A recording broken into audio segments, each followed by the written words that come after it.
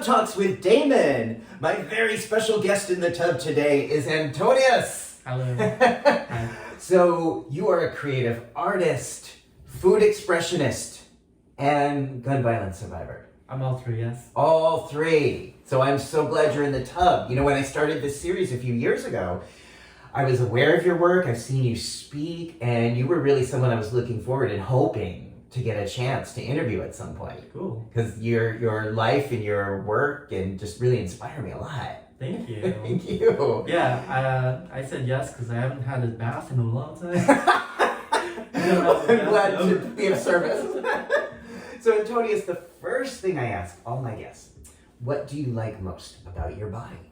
I like my skin the most. I think I have really strong skin. It heals really well, and you know, I've had a lot of scarring in my life, and I think the scars actually make my skin better.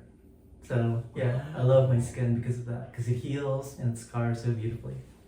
It does. I mean, your scars and your healing process have been part of what you have generously shared with me and with the public over the last 10 years.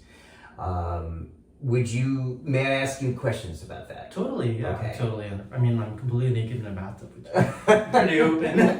Well, and I ask because I do think it's generous Sure. that you share your experience, and I also know that it can take a toll on someone to share details of trauma. Yes, but I'm prepared, I feel comfortable with you, and I feel comfortable because this is a nice warm bath. Yeah, okay, thank you. All right, so let's just go back to about 10 years ago, almost exactly 10 years ago, the summer of 2013. Right. You were in Bushwick. No, I was in Bedstuy. Bedstuy, sorry. Okay, Bedstuy, which is just about 2 miles from where we are sitting. That's right, now. really close here. I believe you were in the neighborhood, were you getting a haircut? No, so I'll tell the whole story. Yeah. I lived there, Okay. and I was walking to the subway, Nostrand Avenue, and it was a really hot summer day. I think it was around 97 degrees. It was crazy. Wow. And then my friend called me up and said, hey, can you help me move? Because they were moving. So I was like, all right, well, it's a really hot day. I'm not going to bicycle over to you. I'm going to go take the subway. It was around 2 o'clock in the afternoon. And as I was walking to the subway, I remember hearing what I thought were fireworks, but they were actually gunshots. And a man had come out of a car and started shooting at a pregnant woman in front of me. And she was shot twice in the leg and she fell. And when she fell, the next bullet would have hit her head, but hit me in the chest instead because I was just in the way. And I remember putting my hand over my chest and realizing that I was gonna bleed out unless I hide because this guy's still shooting. And then I leaned back against a wall. It was actually a temple, a church. And looking up in the sky and thinking like, this is gonna be it. I have to say my goodbyes. But something in me was saying, no, don't. You have to fight this urge to go to sleep. So I stayed awake. And then the next thing I knew, a man came up to me, put his hand on top of my hand and prevented me from bleeding out. His name is John D. Morant, and he's a barber from around the corner. Instead of running away from the shooting, he ran towards it. So ever since then, first of all, I went into a 5-day coma. And a coma is such an interesting experience because I remember a lot of it. I remember hearing a lot of what people were saying. And when I woke up from it for real, I was like, oh wow, that felt like a 10-minute nap, and it was actually 5 days. I had to relearn how to walk. I went through a lot of physical therapy, and I ended up taking photos of my scars every day and posting it online. That went viral, and I was in the New York Times, New York Post, New Yorker. I was New York once, New Yorker of the Week, which was amazing.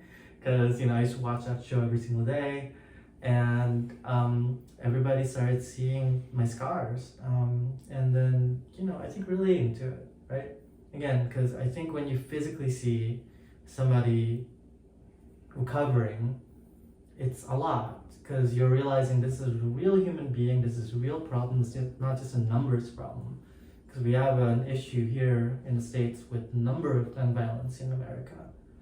And I remember trying to reconnect with that barber, by the way. And a year later, I was invited to speak at the March Against Gun Violence. We marched across the Brooklyn Bridge. And I invited him. I was like, hey, you should come. He said, oh, I'm sorry, I'm out of town. I'm in South Carolina. But, I checked in on him again 1 week later. He stopped calling me back. Then I got a message on Facebook by his cousin. Turned out that John D was visiting family and he had been shot and killed about less than a year after my own shooting. So I was devastated.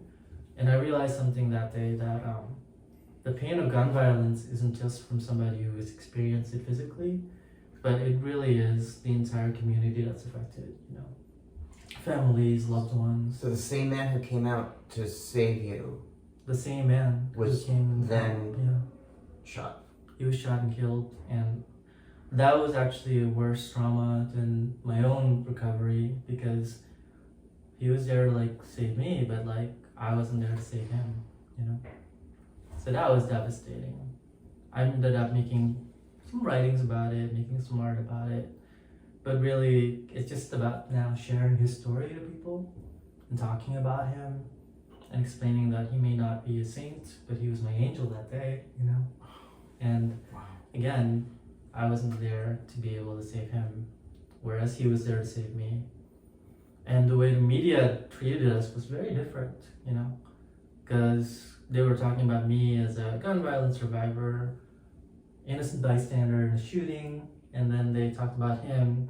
They were like, black man, uncooperative with the police, died on the way to the hospital. And that's all they talked about. So was he also a victim of police violence? I actually don't know, because again, that's all I could find out about in the news. But all I knew was that he was shot in the back and he did not cooperate with the police. Before he died. Okay. So yeah, I don't know. What do you want us to know about John and understand about John? So he's a barber from Brooklyn, and he had actually started helping his family out with his business. He was helping his nephew out because his brother had died of leukemia. It was a lot. And just reminding people, you never know people's backgrounds. And the numbers we hear about in the news are actual people, right? So we hear this many killed, that many killed, and one is more than too many. Because again, they are real people, we are real people. And for every single person that's been killed by guns in the United States, about 2 to 3 times as many survive, like me, with lifelong consequences, It's been 10 years since my shooting and I still sometimes experience pain, and I definitely have some PTSD, but it's not going to prevent me from talking about it because I think that's the only thing I can do at this point. Thank you. How does it feel talking about it right now? Oh, it feels great. Again, I have an entire blog full of all my scar photos. I'm more than happy to show it off. Yeah, can we This is perfect. I'm in a bathtub. Yeah. So yeah, here, let me sample a bit. There you go. Okay. So there's still, your stomach. Okay. That's where the bullet went in. And it's about an inch away from my heart because my heart's right here. Yeah. And that is where they had to cut me open to see how bad the shooting was. These two are from, they have to actually put in some tubes in there because my organs were basically liquefied. They had to drain it out. So there were 2 drains over here. And yeah, I think my scars are pretty cool. It looks like a hook. There's been poetry written about it, which is really funny. About your scars? Yeah. What was written? Oh, this guy wrote about it, and it's in a publication somewhere. It's about how I talked about how it looked like a slug, and he was a former lover, so we talked about like how he came on it. Okay. So basically, Oh, like, I love that. yeah, that was a really cool like poem that was written about it. About ejaculating on your scars. Beautiful. Oh, I love that. Yeah, Absolutely. it wasn't obviously like intentional. It just happens because you know. Now, 10 years ago on your blog, you wrote that you couldn't even look at your scars. That's You were true. Horrified. Yeah, what a difference like 10 years makes, right? Now I'm like, well, first of all, it always gets me a drink in the bar. I'm just gonna sit down a little bit. Yeah. Uh-huh. Just You say that to get you a drink. always, whenever I go in the bar and we start telling stories and somebody asks me stuff and they're like, you know, sometimes people are like, oh, nice tattoo. Do you have any tattoos? I'm like, no, but I have scars. I can talk about it. And whenever I talk about it, I inevitably get a drink somewhere. Okay, cool, good. You mentioned still having PTSD symptoms. What does those look like for you today? Well, recently there was a mass shooting that happened in Lewiston, Maine, and I couldn't sleep. I just wasn't able to. And not only that, I have an entire network of survivors, and we talk to each other, and we tell each other what's going on. So I stayed up all night just doing it, and then, you know, lo and behold, I woke up the next morning, I was like 2 hours late to work. So things like that, and I was really grateful the people I work with were understanding, and I explained to them very clearly, I'm so sorry, I was triggered last night and I couldn't breathe. I had to actually like force myself to breathe, like remind myself how to do it, and it was just because I empathize so much with people who have been shot, and I also remember what it felt like to be in fear afterward, and that fear comes back. It's so funny because people don't talk about how memories and pain work. I used to think that you don't remember pain. I really didn't believe that you did. Now I understand that you do. You remember pain. I do. And sometimes when that memory comes back, you feel the pain again. It's So like your body extremely- feels the pain. Oh as yeah. well. Yeah, it's like I was there again and I was feeling it. And that what's- happened recently with the Maine shooting? Yes, that was most recent. That was just about a week ago.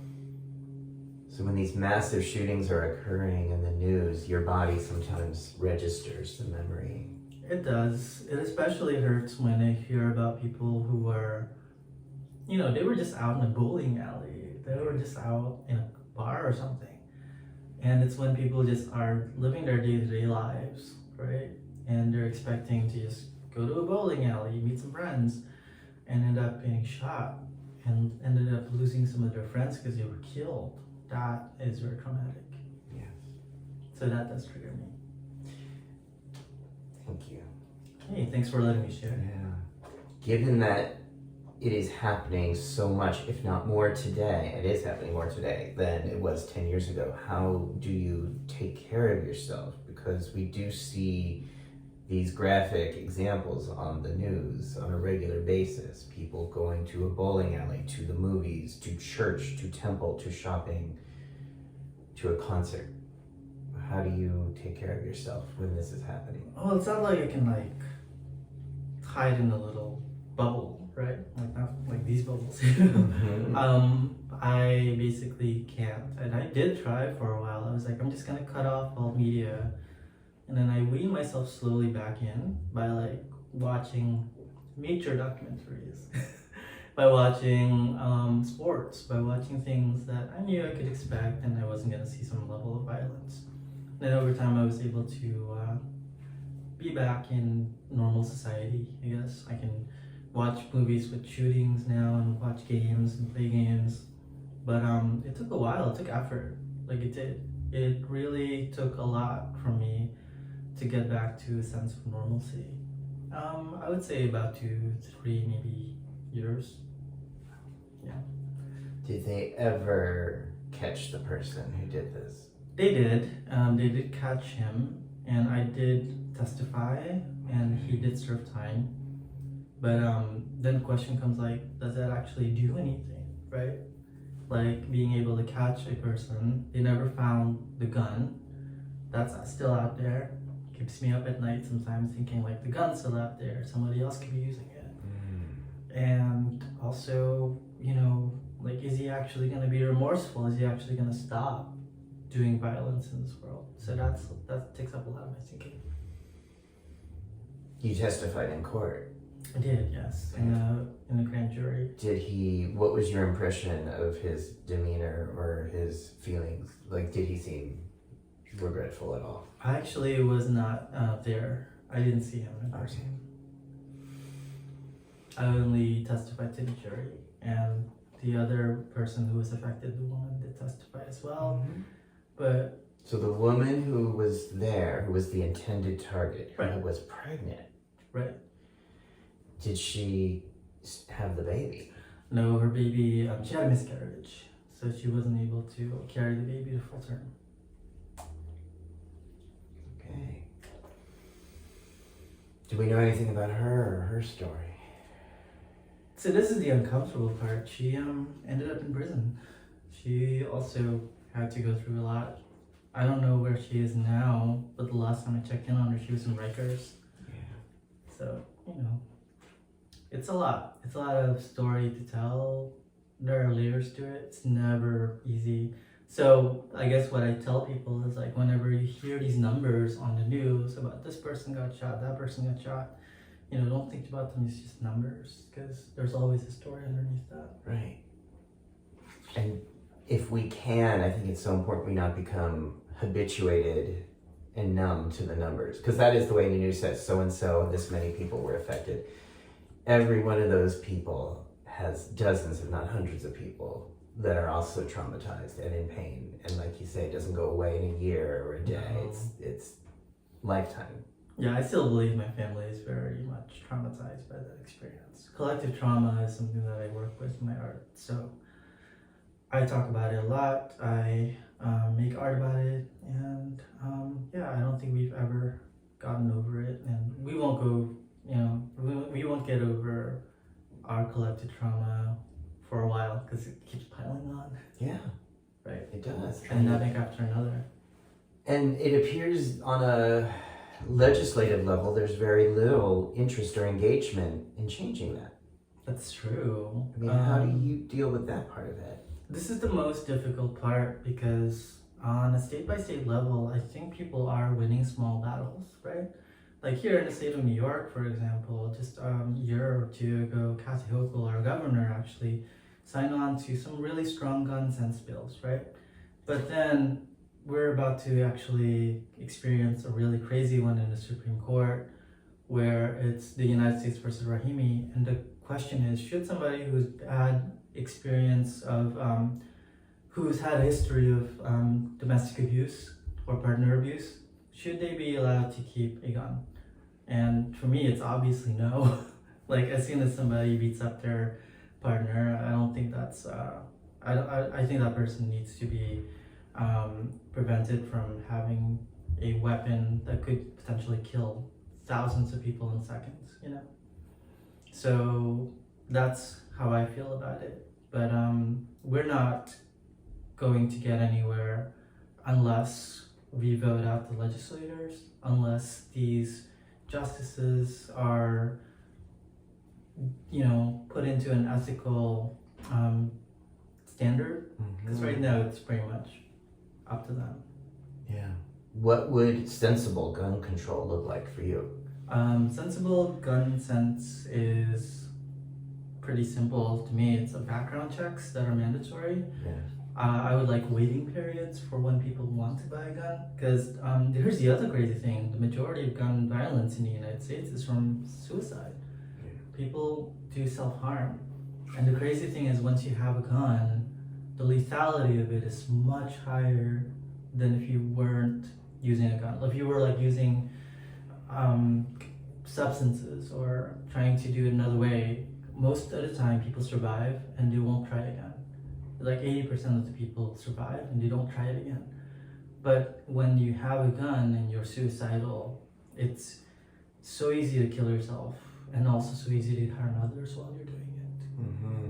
So I think, a waiting period is mandatory, at least a week, to make sure that the person regardless. And then there are things that are happening like red flag laws. When we see somebody who's violent, a medical professional or family members can report it, and then we can take away temporarily their weapons until we know that they're safe. And also the funding of gun violence research. It's very, very low. A lot of it is because of laws that prevent funding of that violence research. So we have to get rid of that. Do you feel like legislation could focus on the kind of gun? I mean, what I mean by that is that, you know, the Second Amendment was developed at a time when there were just very limited pistols or very limited ways that were intended to be for protection. They had no idea that these massive weapons of destruction that are used in war settings would be commonly available and used in the street. They weren't thinking about AR-15s. Right. You know? They weren't thinking about rifles that could shoot, you know, so many bullets at a time. They weren't thinking about bump stocks. Yeah, right. So definitely an assault weapons ban is very important, and we had one, and it did actually reduce the number of gun violence in the States. And it's fair, it's sensible. People should know that the majority of these mass shootings happen from a very similar model of gun. So that is something that can be done. An assault bans rifle. Yeah. Assault rifles ban. Yeah. You mentioned the moment you realized that you had been shot, and you were actually in front of a church. I was, yeah. And you, for a few moments, you described thinking, all right, this is it. Yeah, I'm not a religious person. I was going to ask, are you at all religious? How about a spiritual person in any way? Well, not really. I grew up, I was actually an altar boy. So I was a Catholic growing up in Boston. I was a kid who brought the chalice and brought the body of Christ to the priest, and then the priest would hand it out. But I think my fellow students and I at some point were already questioning things, because there was a lot of abuse happening within the church. So we actually had signs for each other being like, hey, I'm uncomfortable, you know, and then all of us would just come in and try to help each other out. It was actually very scary. And then the other thing that happened was the scary part was we were afraid of the priest being touchy and abusing us when we were little kids. I was 13, you know. Was that was your experience of a priest? I personally never had that experience, but we were protecting ourselves by basically giving signs to each other, being like, I don't feel very comfortable going with this priest alone into this room, so come with me, you know? It's just silly. Because you knew, even at 13, you knew that there was some danger of being alone. Totally. With I definitely felt the danger. But it's also weird because it's also kind of naive danger. Like, I didn't know what was going to happen. And there were also hormones involved, you know. It's like, you know. So growing up as a teenager, or a preteen at that point, I guess, because I was still 12, 13 when I was like an altar boy. Like, it was very complicated. But then I remember the day I actually stood up against the church. Mm-hmm. I was in Sunday school, and the church, the priest, the father, decided to say that homosexuals should not exist. They are sinners because they created AIDS. Right? Oh, yeah. And how insane is that? So I actually remember being like 13 or 14. I was 14 at the time. And I stood up and I said, hey, that's actually not true. AIDS is not created by homosexuals. It's more complicated than that, and this is really unfair. And we had such a terrible fight. I used to be such a good kid. I was like an angel. They loved me. They were like, he's the best altar boy. But at that moment, I was like, I can't come to this church anymore because it's against everything I believe in. 14? Yeah, and I wasn't even out. I wasn't even out as gay. Like, I kind of knew that I was attracted to men, but I wasn't like having sex, or I wasn't even looking things online yet. I knew that was wrong, you know? Because I had good education teaching me what HIV was, that it's a virus, teaching me what AIDS was, and all the symptoms of it. You had that at 14? I did. I had a really, really good education. This was in Boston? Uh-huh. Okay. I went to public school, but the public school had some really good teachers who taught us everything, you know. Wow. I had good speakers who came who were HIV positive and explained their story, and that was very impactful. Because I remember realizing, like, wow, these people aren't, you know, as the church described, they're not horrible, evil people. They were just having sex, or they were taking drugs, and they didn't realize the possibilities, you know. Right. So even at a young age, I knew that was wrong. So I stopped going to church. I remember the church kept calling my home. And do you remember they used to have answering machines? Mm-hmm. Yeah. Oh yeah. With tapes. Uh-huh. So I would go home and I would rush home, and my parents work at night. So on Sundays I'd be like, I'm gonna go to Sunday school. And then I knew like an hour or so later the father would call. I went back home and I deleted the message from the tape and then rushed back out. Wow. Oh Yeah, gosh. so that's what I did when I was like younger. So yeah. So that's what you were raised with. Now, how about given these experiences and where you're at today, is there any intuitive sense of spiritual connection, or is that not part of your life right now? I see. I don't think there's anything after this. So I think people should really understand that, enjoy that, and appreciate it. Mm-hmm. I think appreciating it is something that I've learned. I also am now more empathetic of others when they do harm to me, because I realize like, well, it didn't do permanent damage. And not only that, I think that they were doing it because they were in pain, you know. The man who shot you? Yes, so I will never forgive him for how he made my family feel. But for me, I have moved on and forgiven him for shooting me, because I knew he was trying to attack that woman. And I also know that he did not have the same kind of love I had, did not have the same kind of chances I had. So I both forgive him and I don't. Yeah. But it sounds like an interest in understanding how someone can take that kind of action, Mm-hmm. that kind of violent action, whatever it is. It's certainly not coming from a place of abundant love. No. And that took years of therapy. It wasn't like, I woke up from the coma and I realized that. No, when I woke up from the coma, I wanted him dead. Yeah. I wanted all of them. I even wanted the woman to like pay for it, because it's, partly. And then I realized how wrong that was. And it took years of therapy, To come to the understanding where you are today. Right. Both forgiveness and also not forgiving. Yeah.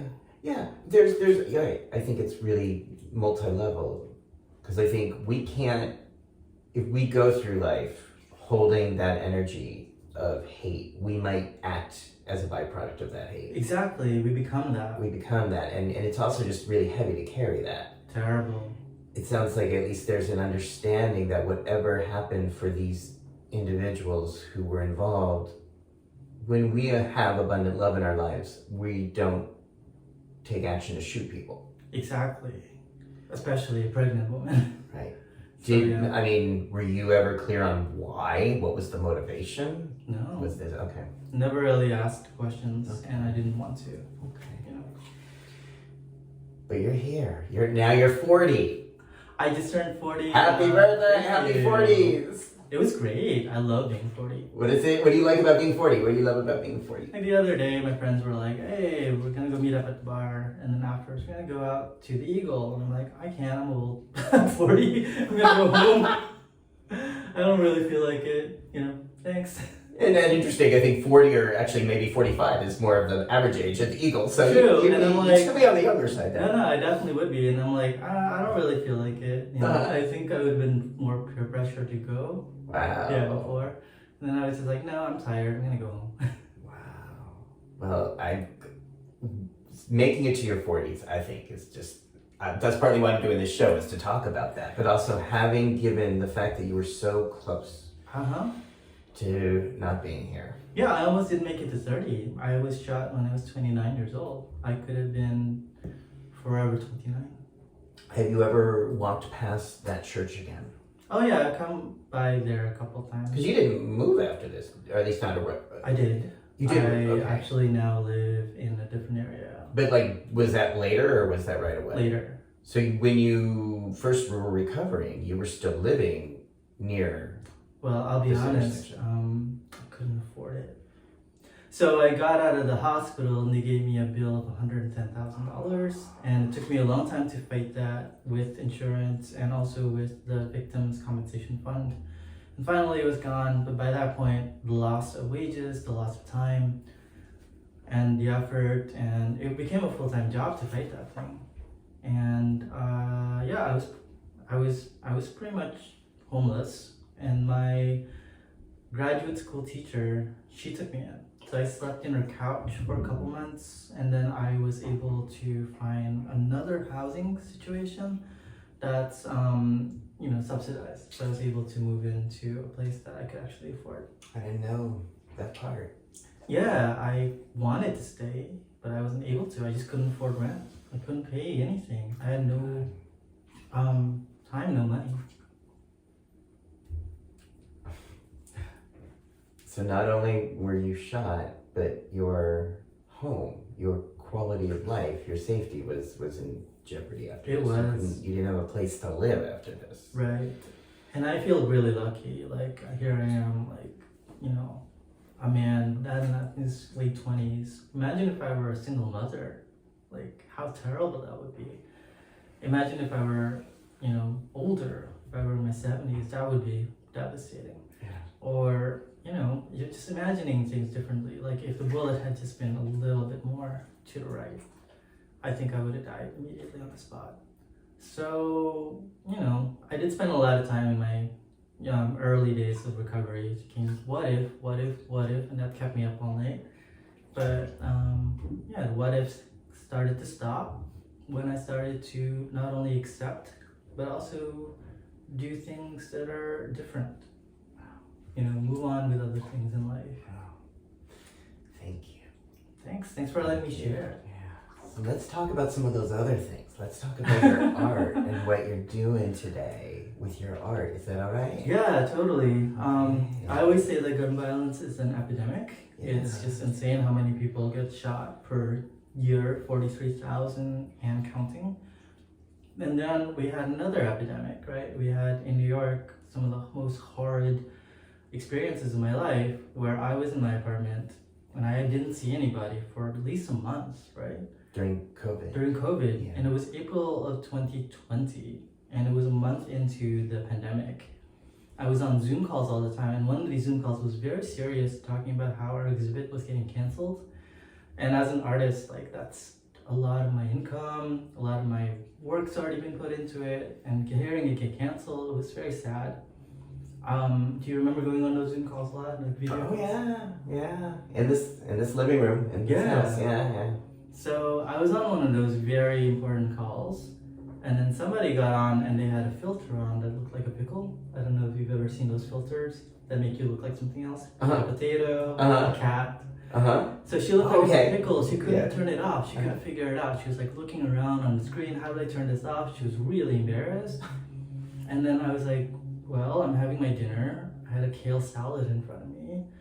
So I took a kale salad, a piece, and then I put it on my face, and I had all these materials to make masks out of because we were all making them at home. And then I said, hey, I have a filter on as well.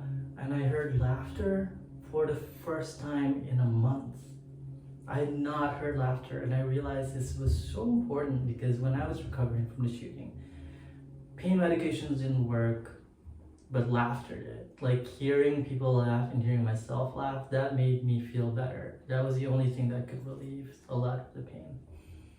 So I started doing it every day, posting it on Instagram, went viral. Doing what?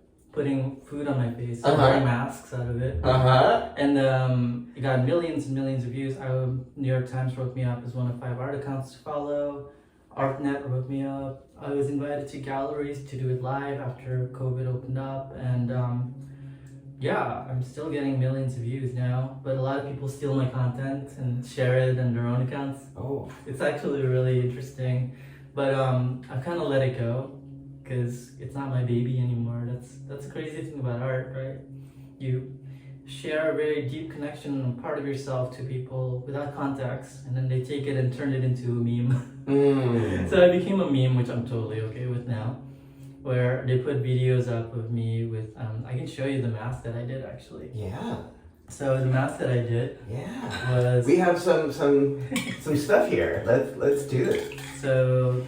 And so this, at least, was before it was sort of taken, it was recognized by the New York Times. There was, your name was attached to this. Do you want me to hold these? No, it's good, I got it. So yeah, people knew me as an artist. They knew me as a performance artist. I was working with Melati Suryadarmo, the protege of Marina Abramovich. And she was one of the people that was like, yeah, you should keep doing this every day. So here's the beginning of this mask. It was actually online, and it garnered millions of views with the title of, would you take this job for $10,000 a year? $10,000 a month, you know?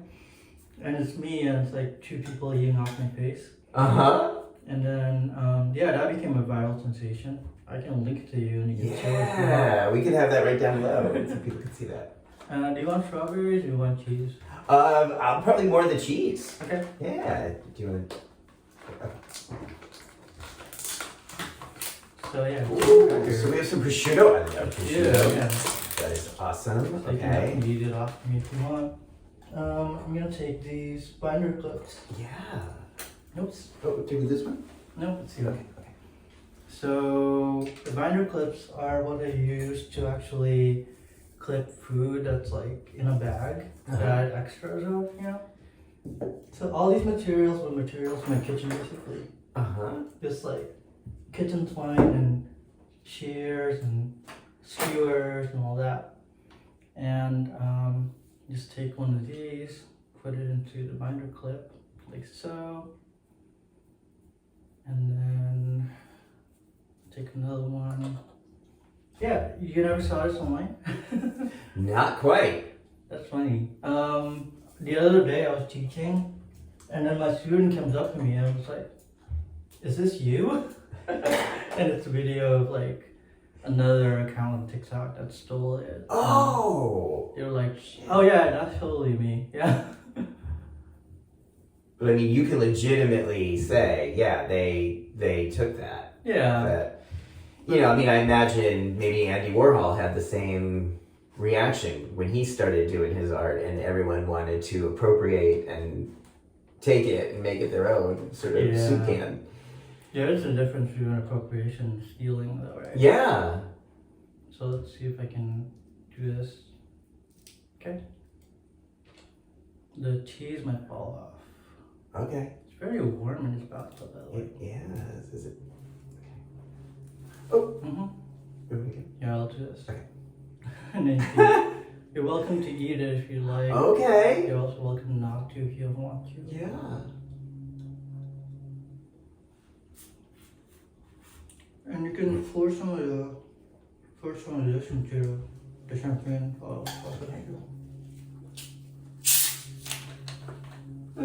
I kind of think that. Oh no! That's okay. It's bubbles. Oh, It's bubbles. We're having more bubbles in the bath. Okay. So just that.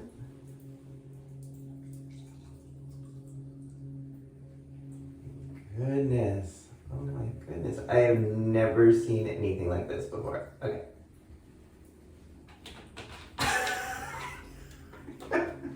Okay, so I take a sip of water. Tasty. And now, well, that's okay. And now, I just go eat. Oh, okay.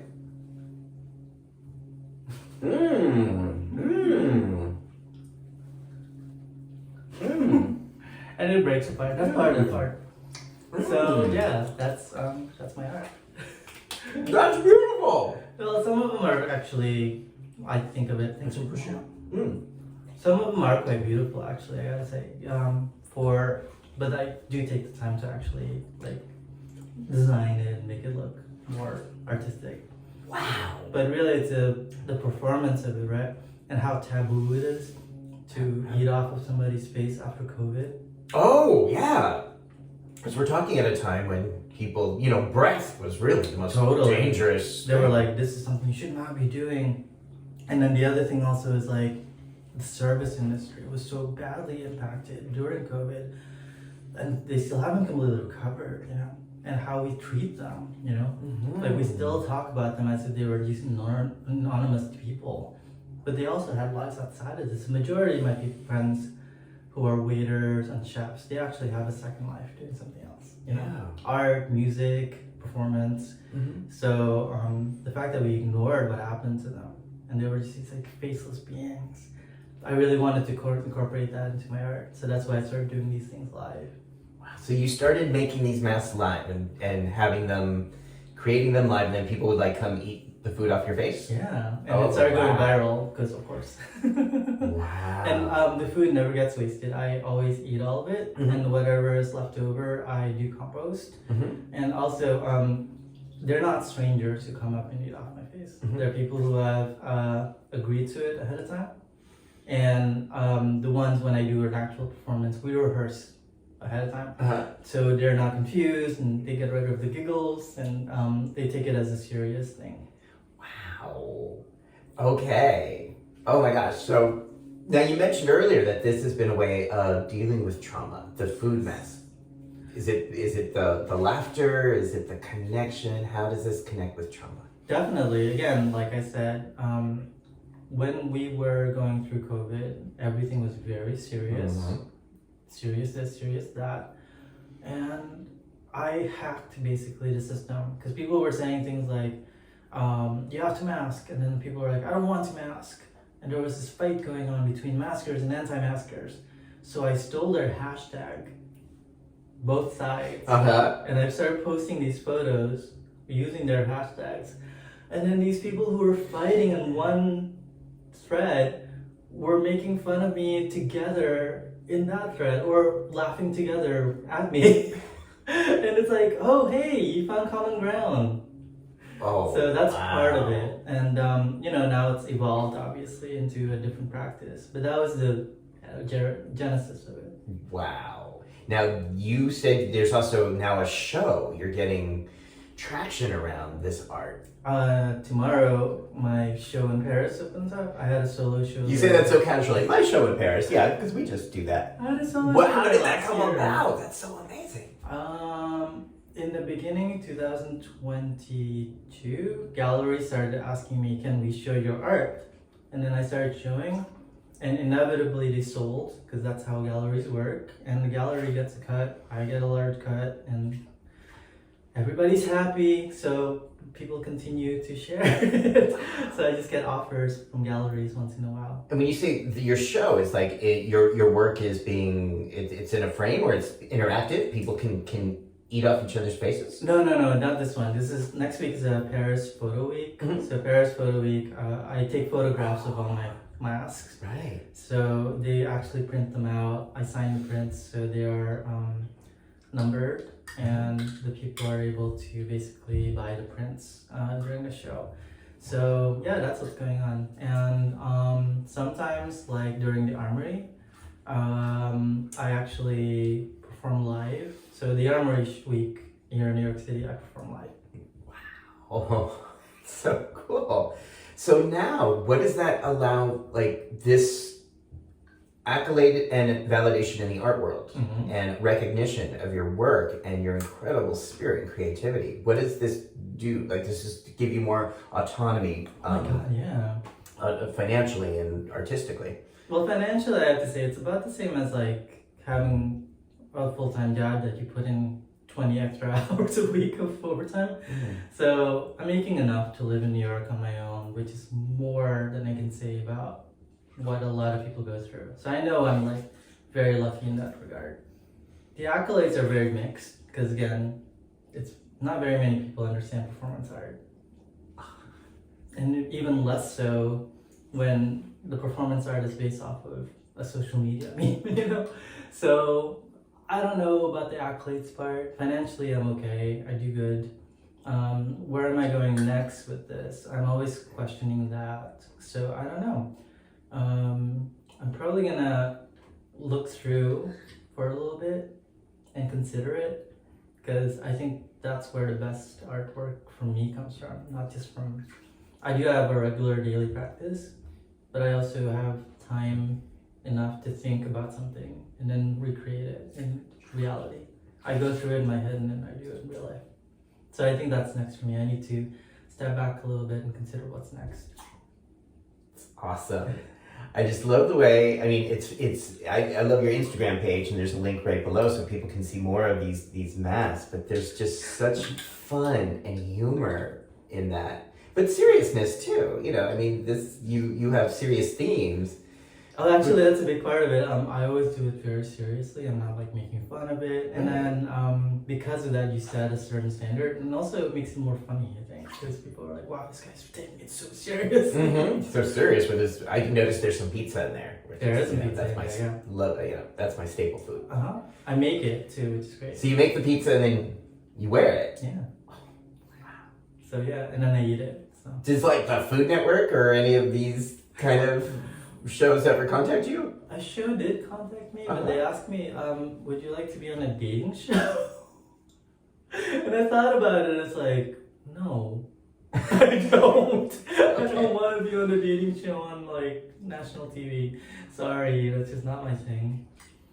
How about for your work or your art or your food? Well, they were obviously interested because of the food art. They were like, "You got to go as FoodMaskU." But then the other thing is, America's Got Talent also reached out, but I said no as well. It's like, no, I don't want to be showcased like that. I'm an artist. Right. But at the same time, I also like, I know artists go there too. I just don't really want to do that. That's not what I'm looking for, basically. Well, I hope that someone can recognize the value of this, you know, because in television, which is such a visual medium, this is such a valuable thing that I think appeals for all the reasons you said. The humor, it unites people of all sides and politically, and just the ability to laugh and, you know, recognize the fun in what you're doing, and just that spirit you have. Well, I don't know. I mean, like, I never went into it for the fame. I'm really grateful that I got some finances out of it. So wish me luck, everybody, that I make some sales in Paris next week. So you're selling your pictures. I'm selling my prints. They're one of ones, meaning that I only print one and then never print another copy again. And the only thing that might change is if somebody licenses. By the way, that's another form of finance. I license my work. People advertise with it. They're on billboards all over the world. Meta, Facebook licensed my art. So yeah, they were on billboards advertising Instagram. So that might still continue to happen. But these prints are one of one signed prints, authenticated. So the person who collects it will be an owner of that. And maybe, you know, one day, if I make it bigger, you know, it'll be worth something else. I don't know about investments, but so Meta has used your art and on billboards. Oh, wow. Best part, it was shown in Shoreditch, London, on a gigantic billboard right after Lady Gaga. Oh my gosh! And I was like, oh my god, I can't believe that. I mean, this seems like her cup of tea, or at least it was early in her career when she was doing like the meat dress. Oh, do you know whose cup of tea it is? Sia. Oh yeah! Oh, I love her. Sia collected my work. She's collected 5 of my artworks. You know, when I saw your Instagram page, I thought I had seen this before, and it might have been Sia, because I think she's very interesting. She is so cool. She loved it, and I think it's got to do with, like, she always hides her face. Right. Because she doesn't want to be a famous singer. Right. She wants to be a singer. She wants to write songs. She wants her songs to go wild. But she doesn't want the spotlight. Yeah. And I think it really connected with her, because I'm kind of the same way too. It's like, I want the art to be shown, but I kind of want to be like a plate or a canvas for the art. So I never actually went out there like to Ellen or anything like that, or tried to get into America's Got Talent or things like that. I can understand that, because that's like a talent show. That's like, I'm going to do this and you're going to judge me, and it's all for entertainment. It's not really about artistic expression so much. It's sort of about that sort of please, you know, judge me and approve of me kind of stuff. Right, and that's not what I was going for. Right. I was originally doing it because the art helped heal. And then now I continue to do it because the art also questions things. Questions. Like, why are we treating service workers people like this? Yeah. Or have we actually moved on from the taboo of not being able to breathe in each other's spaces? Because I think that is a trauma that the next generation is going to go through for quite a long time.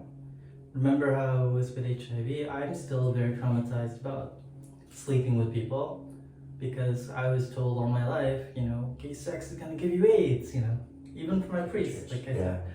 And fortunately, I had a good enough education to understand that's wrong. But, it's 50 years now since like the 80s, 70s and 80s. 40 years.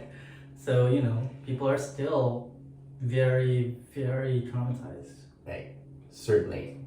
And I wonder, I don't know with COVID, I guess the jury's still out on that, because, I think for a lot of us who took it seriously, it was suddenly oh, I have to be afraid to touch people again. Exactly. Welcome back to the 80s, and no, Right. that was something I never wanted to relive, was Exactly. equating erotic connection with deadly viruses. Right. And I was hoping never to have to do that again. And now that's been a thing. But I also know that, a lot of people in the world did not take COVID seriously and still don't and thinks it's a hoax. And they moved on. And they moved on. They moved on. And I do think this is one of the things I feel so grateful for living in the times we live in.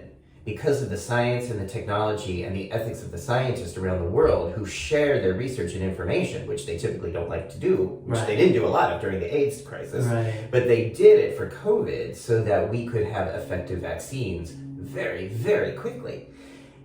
In the long run, that means that we didn't have this virus lingering around in such extremely deadly ways for True. years and years at a time.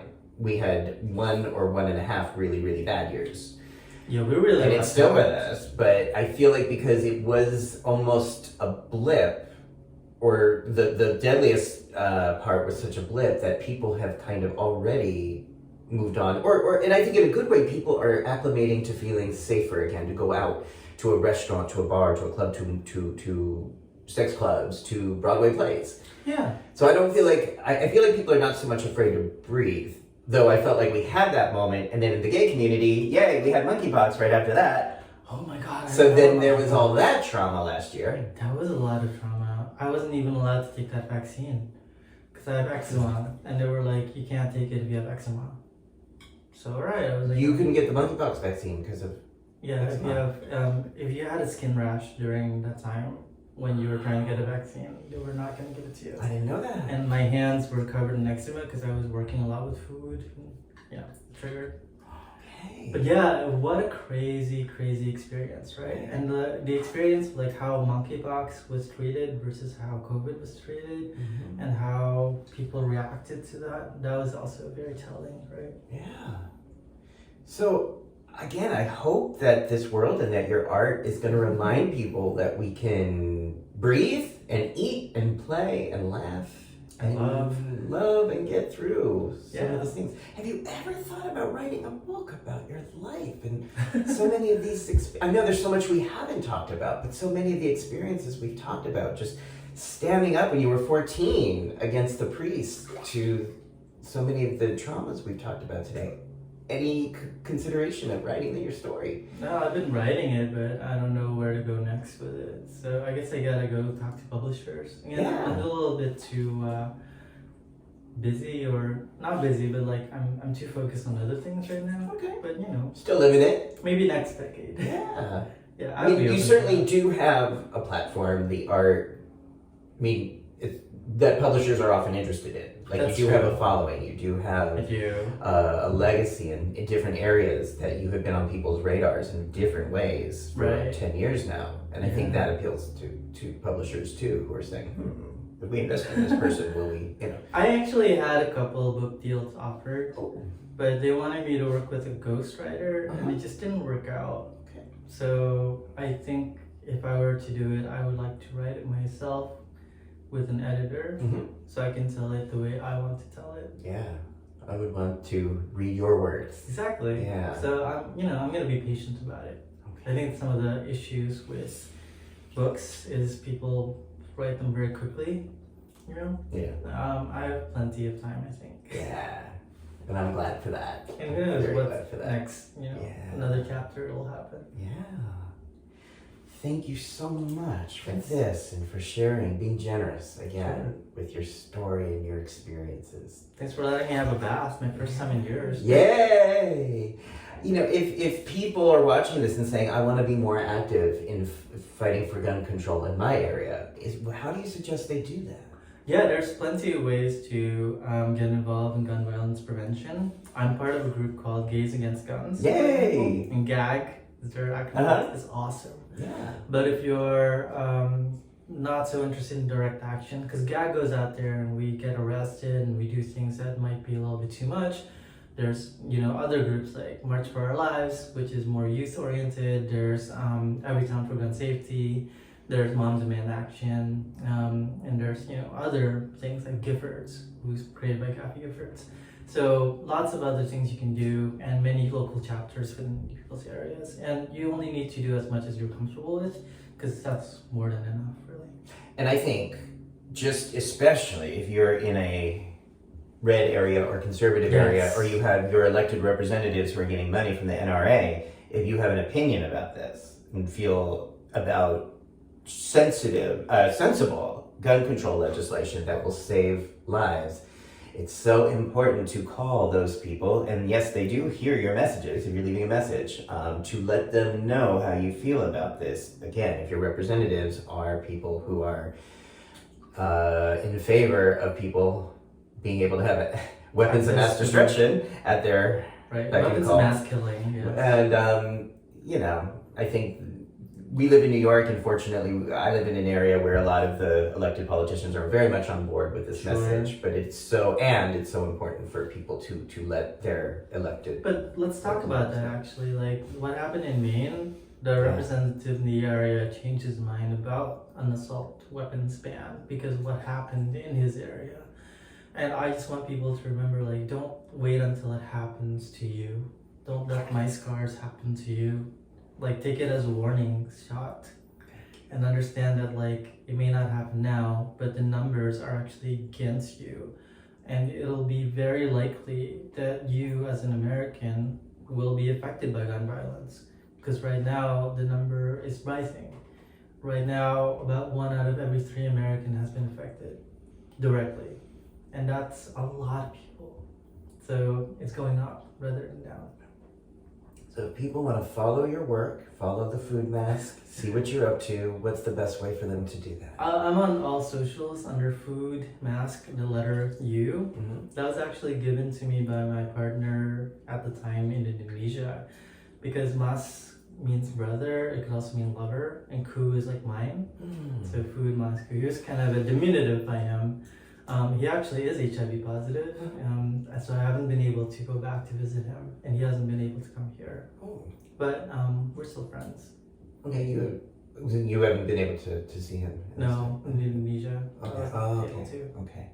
So I'll have the links right down below if you're watching this on YouTube, want to follow Antonius, and just see your journey and your writings through the years. You kept a blog often about 10 years ago. That's still around, right? Yeah, I stopped updating it daily, but it's still around. Okay.